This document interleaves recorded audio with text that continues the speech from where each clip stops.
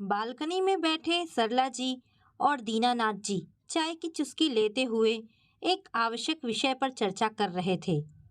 सरला जी, अब तो बिटिया रक्षा की भी शादी कर दी हमने। हमारी रक्षा अब पराया धन हो गई है। राकेश भी हमारा बाल बच्चों वाला हो गया है। एक बहू तो हमारे घर में है ही। खाली चाय का कप टेबल पर रखते हुए दीनानाथ जी बात जारी रखते हुए कहने लगे, अब हमें रवि की शादी भी कर देनी चाहिए। शादी के लायक भी हो गया है। आपका लाडला। आपकी क्या राय है? सरला जी जवाब देती हैं। हाँ, सही कहा आपने। शादी के लायक तो हो चुका है रवि, मगर क्या करूं?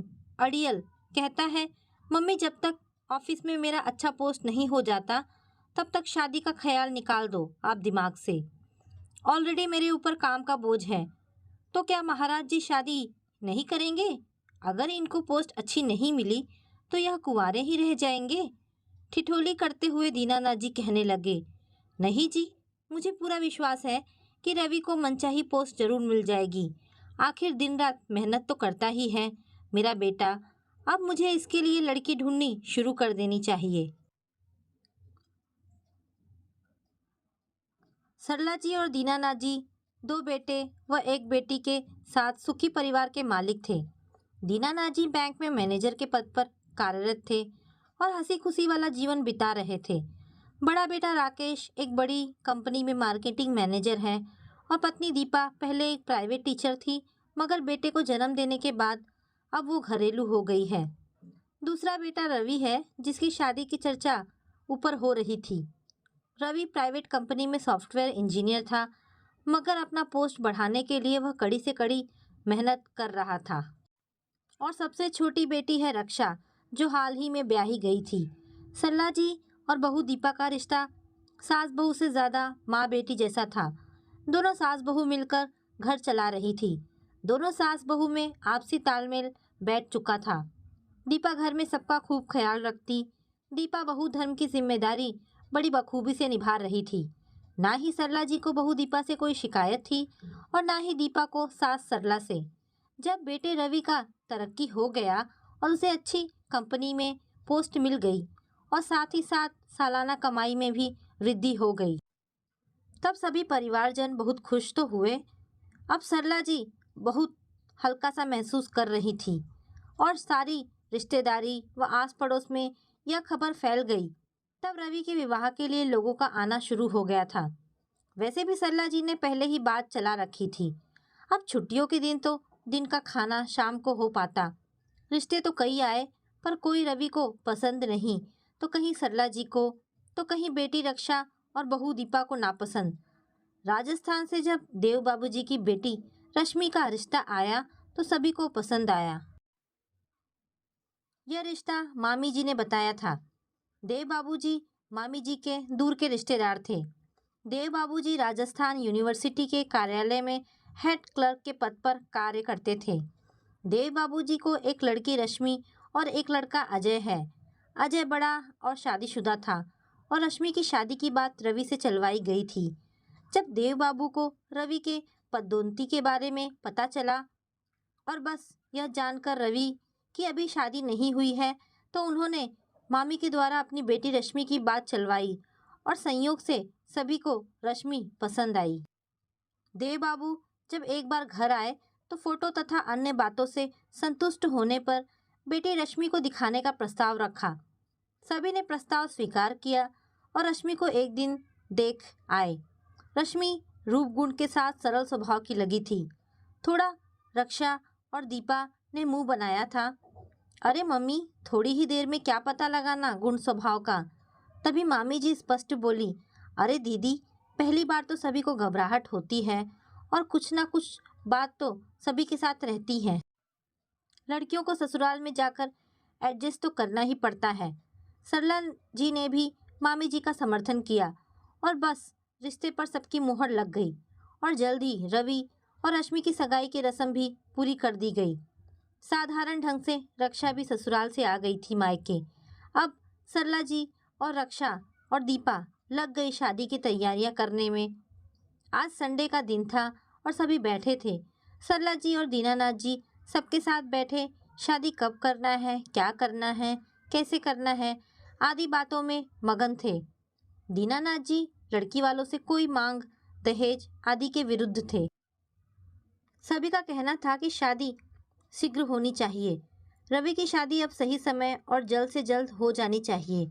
सभी की सहमति से दीनानाथ जी ने शादी शीघ्र करने का निर्णय कर लड़की वालों को बता दिया।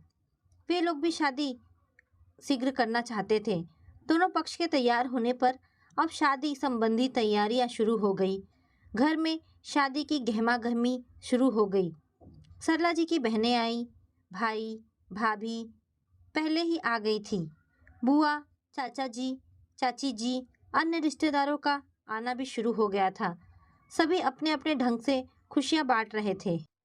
कभी कोई व्यंग बाण चला देता जिससे मन में कुछ हलचल सी मच जाती। बुआ ने आते ही चिताया, देख सरला, जरा संभल के रहना, बहुत लाड़ प्यार ना दिखाना, नहीं तो सिर चढ़ गई तो बस में आने वाली नहीं। हाँ दीदी, बात तो सही कह रही हो। आजकल की लड़कियां ससुराल में कदम रखते ही अपनी ही चलाने की सोचती हैं। चाची जी ने हंसते हुए कहा। सरला जी मुस्कुरा दी। सरला जी तो बहुत खुश थी। एक आशा, एक आकांक्षा मन में जब तब आ जाती। बस इतनी कामना है, जो भी आए स्वभाव सरल की हो, प्रेम व सम्मान करे, खुश रहे और सभी को खुश रखे। तभी बुआ जी बोली, अरे सरला, क्या क्या तैयारियां हो गई हैं और क्या बाकी हैं। तभी दीपा बहू शादी की तैयारियों और खरीदारी के बारे में बुआ को बताने लगी। सभी ने अपनी अपनी राय दी। सभी रिश्तेदार आ चुके थे। पूरे घर में हंसी ठहाके गूंज रहे थे। विवाह का दिन आ गया। यह लाओ, अरे ये कहाँ है, अभी वो नहीं आया आदि बातों का शोर मचा था। सभी व्यस्त थे। सर्दी के दिन थे। हॉल भी बहुत बड़ा बुक हुआ था। लड़की वालों के लिए हॉल दूर था, इसीलिए उनका सारा कार्यक्रम गेस्ट हाउस में प्रबंध किया गया। सभी लोग आ गए थे। लड़की वालों के यहाँ भी खूब गहमा गहमी थी। रश्मि सहेलियों से घिरी कभी हंसती, कभी मुस्कुराती रहती, कभी कुछ सोचने लगती। शादीशुदा सहेलियां कभी कुछ कुछ बोल जाती। देख रश्मि, दब के मत रहना, जो तेरा मन कहे कह देना। अब तू उस घर की छोटी बहू है, तेरा मान सम्मान भी वैसा ही होना चाहिए। मेहंदी की रस्म करते करते भाभी कुछ सीख देती जाती। देख रश्मि, तू ठहरी, चुप्पी, सीधी सादी। सास से ज्यादा नंदे हावी हो जाती हैं, जरा संभल के रहना। चुप रहने से काम नहीं बनेगा। तू किस बात में कम है। यहाँ बारात की तैयारी हो रही थी, वह लाओ, अरे इधर रखो, उनको बुलाओ, यह नहीं किया आदि का शोर मचा था। सरला जी परेशान सी हो रही थी। विवाह आदि में इतनी रस्में होती हैं कि शोर शराबा तो होता ही है। थकावट कितनी हो जाती है। बारात निकलने वाली थी। रवि को निहार कर वो मगन हो रही थी। बैंड बाजे के साथ बारात चल पड़ी। बारात जाने के बाद परिवार की सभी स्त्रियां बरामदे में बैठ हास परिहास में मगन थीं। पर कुछ सरला के पास आकर अनचाही नसीहतें भी दे रही थी। पर वह चुप बैठी सोचने लगती, कोई आवश्यक नहीं कि सभी लड़कियों का मन एक सा हो, और वह सहज हो जाती। विवाह धूमधाम से संपन्न हुआ और बहू विदा होकर आई। कार दरवाजे पर आ गई।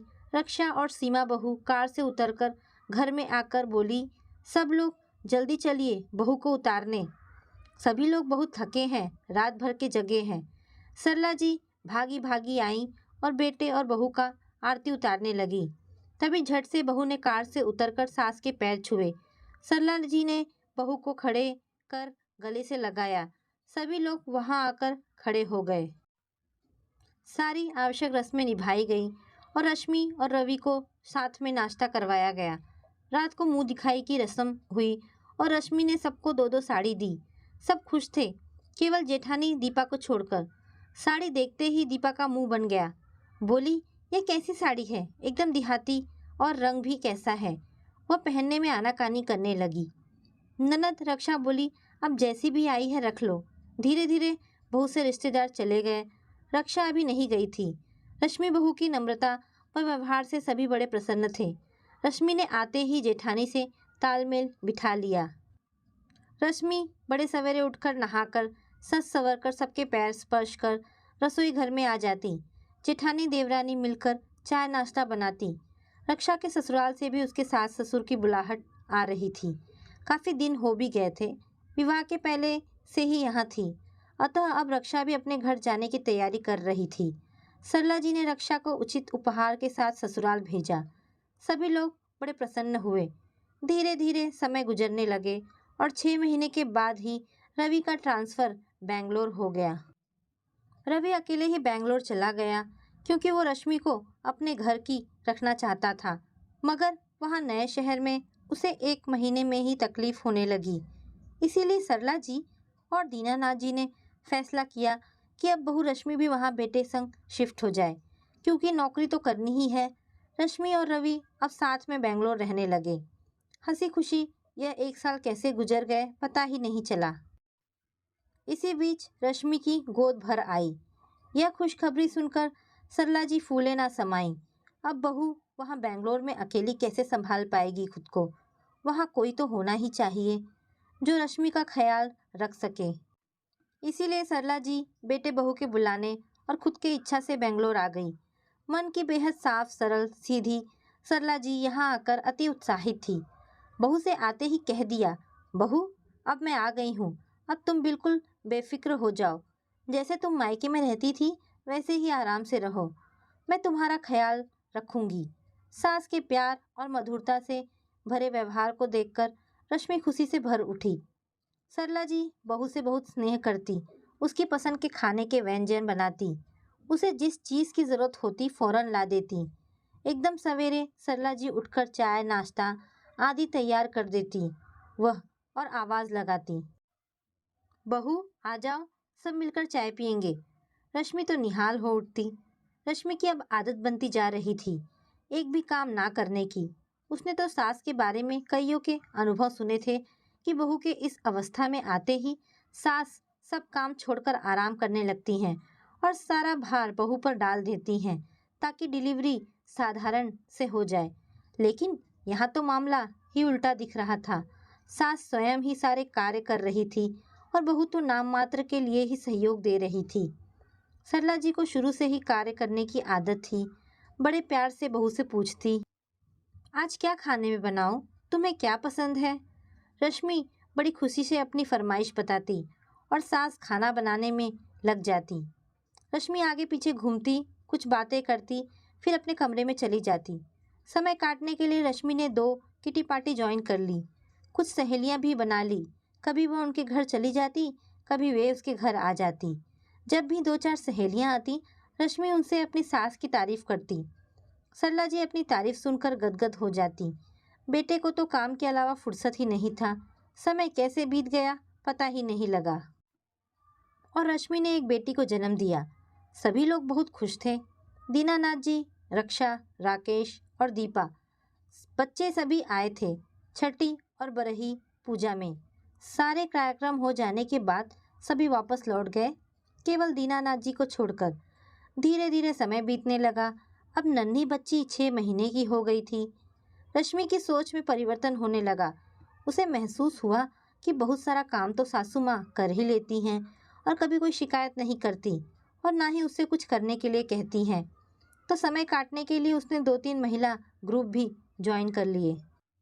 अब वह कभी किसी ग्रुप की मीटिंग में चली जाती, कभी किसी सहेली के साथ शॉपिंग या कभी किसी के प्रोग्राम में शामिल होने पहुंच जाती। काफ़ी सारा वक्त वह बाहर बिताकर जब लौटती तो कई बार खाना भी बाहर ही खा आती। सरला जी ज़्यादा कुछ नहीं पूछती, जो वह कहती वह उसी को सच मान लेती। रश्मि सास का संरक्षण पाकर एकदम बेफिक्र हो गई थी। अब सरला जी को महसूस होने लगा कि रश्मि कुछ ज़्यादा लापरवाह सा व्यवहार करने लगी है। घर के काम, खाना बनाने जैसे कार्य तो सरला जी के करते रहने से रश्मि सिर पर चढ़ गई थी। अतः उसकी रुचि भी अब नहीं रही थी। अपनी तरफ से कोई काम करने आती ही नहीं जब तक सास ना कहती। और अब तो बच्चा होने के बाद तो वह इस प्रकार व्यवहार करती मानो बहुत व्यस्त हो और बच्चे को संभालने की पूरी जिम्मेदारी स्वयं उठा रही हो। और रसोई में तभी आती जब या तो बच्चे के लिए दूध गर्म करना हो या सासू माँ पूरा खाना बना चुकी हो। सिर्फ खाना परोसने का कार्य कर देती। रवि 1 हफ्ते के लिए मुंबई गया हुआ था काम के सिलसिले में। इतना काम लगातार करते रहने से एक दिन सरला जी की तबीयत बिगड़ गई। वो अपने कमरे में आराम कर रही थी। उन्होंने सोचा अभी रश्मि आएगी और आकर पूछेगी खाने में क्या बनाना है, क्योंकि उनकी तबीयत ठीक नहीं है। लेकिन वह सोचती ही रह गई और बहुत वक्त बीत गया। आखिर दीनानाथ जी ही बाहर आए और बहू से कहा, तुम्हारी सासू माँ की तबीयत ठीक नहीं है, आज खाना बना लेना। रश्मि एकदम से फट पड़ी। तबीयत खराब है तो सासू माँ को पहले ही बता देना चाहिए था। अब मैं मेरी बेटी को संभालूं या खाना बनाऊं? मेरा तो दिमाग खराब हो गया। रश्मि ने झट से फोन उठाकर बाहर का खाना ऑर्डर कर दिया। बहू इतनी जोर से बोली थी कि कमरे के अंदर लेटी हुई सरला जी ने भी सुन लिया। सास ससुर दोनों ही हक्का बक्का रह गए उसके व्यवहार से। आज पहली बार सरला जी पछता रही थी कि बहू को बहुत लाड प्यार से रखने का नतीजा आज कितना गलत निकला। यहाँ तक कि पहले महीने से ही रश्मि से एक काम ना करवाया ताकि वो आराम कर सके। आज मेरे बीमार रहने पर भी मेरा हाल चाल पूछना तो छोड़ो, रश्मि ने तो बाहर का ही खाना ऑर्डर कर दिया। यह जानते बूझते हुए भी हम बाहर का खाना नहीं खाते। कैसे भी सरला जी से निर्देश लेकर दीनानाथ जी ने सादी खिचड़ी बनाई और पत्नी को खिलाकर दवा देकर लिटा दिया। बेचैन सरला जी मन ही मन सोच रही थी, मैं जब इतना प्यार सहयोग उसे देती हूँ तो वह मेरे प्रति लापरवाह कैसे हो सकती है। वह तो समझ रही थी कि कुछ और, लेकिन यह उनका भ्रम निकला। दीनानाथ जी भी कहने लगे, मैं तो तुम्हें बीच बीच में चेतावनी देता भी रहा कि बहू से काम करवाया करो। तुम अकेले ही सारा काम करती रहती हो और रसोई में लगी रहती हो, पर तुम्हें तो उसे बेटी की तरह रखने का शौक था। लेकिन क्या मिला इतना लाड़ दुलार देकर और उसकी इतनी फिक्र कर कर। सरला जी को दीनानाथ जी की बातों में सच्चाई नजर आई। अगले हफ्ते ही रवि के घर आते ही उन्होंने रवि से कहा, बेटा अब मेरा और तुम्हारे पिताजी का वापसी का टिकट निकलवा दे। अरे मम्मी क्यों इतनी जल्दी, थोड़ा दिन और रह लीजिए ना प्लीज। नहीं नहीं बेटा, बहुत दिन हो गए यहाँ आए और अब तो इच्छा भी बड़ी हो गई है। मेरा बड़ा मन कर रहा है वापस जाने का, और वैसे भी मेरी बड़ी बहू को भी मेरी ज़रूरत है। तभी बीच में टोकते हुए रश्मि ने कहा, अरे जाने दीजिए ना मम्मी जी को, अगर उनका बड़ा मन कर रहा है तो। वैसे भी अब तो इच्छा बड़ी हो ही गई है, और खाना बनाने के लिए हम मेड रख लेते हैं, बाकी काम हम मिलकर कर लिया करेंगे। तभी दीनानाथ जी कहने लगे, वाह बहू, बात अपने पर आई तो मेड रखने की बात करने लगी। इतने महीनों में तो कभी नहीं कहा कि मम्मी जी आप अकेले कैसे करेंगी, हम एक मेड रख लेते हैं। अरे पापा जी, मम्मी जी तो हर काम बड़ी बखूबी से कर लेती थी। अगर वो चाहती तो हम मेड लगवा लेते, मगर सासू माँ ने कभी कहा ही नहीं। रश्मि ने अपनी बातों को बड़े ढंग से कहा, जिससे घर का माहौल खराब भी ना हुआ और बात भी आगे ना बढ़ी। खैर सरला जी और दीनानाथ जी कुछ दिनों बाद वापस अपने घर लौट आए। यहाँ सरला जी जिम्मेदारियों से मुक्त थी और उन्होंने आगे से ठान लिया कि वो अब सास बनकर ही रहेंगी। तो दोस्तों, ये कहानी यहाँ पर समाप्त होती है। आशा करती हूँ आपको ये कहानी पसंद आई होगी। अगर आपको कहानी पसंद आई है तो प्लीज़ इसे लाइक एंड शेयर करें। धन्यवाद दोस्तों।